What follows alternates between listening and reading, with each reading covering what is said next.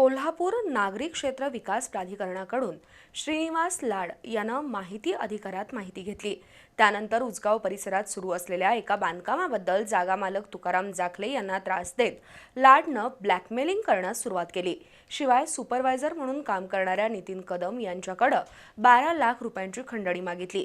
या प्रकरणी गांधीनगर पोलिसात श्रीनिवास लाड विरोधात खंडणीचा गुन्हा दाखल झालाय। करवीर तालुक्यातील उजगाव इथं तुकाराम जाखले यांनी आपल्या मालकीच्या जागेवर बांधकाम सुरू केलंय। त्यानंतर श्रीनिवास लाड यानं कोल्हापूर नागरी क्षेत्र विकास प्राधिकरणाकडे माहितीच्या अधिकारातून माहिती मिळवली आणि जाखले यांना ब्लॅकमेलिंग करण्यास सुरुवात केली। 10 फेब्रुवारी रोजी लाडनं जाखले यांच्या बांधकामावर सुपरवायझर असलेल्या नितीन कदम यांची भेट घेतली। तुमचं बांधकाम बंद पाडतो, त्यासाठी प्राधिकरणाकडे तक्रार करणार अशी धमकी देत श्रीनिवास लाडनं बांधकामाच्या प्रत्येक गाळ्यामागं 2 लाख रुपये असे एकूण 12 लाख रुपये खंडणीची मागणी केली।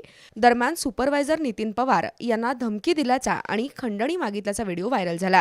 त्यानंतर गांधीनगर पोलिसात श्रीनिवास लाड विरोधात 12 लाख रुपये खंडणी मागितल्याचा गुन्हा दाखल झालाय। सहाय्यक फौजदार संदीप जाधव या प्रकरणाचा अधिक तपास करतायत।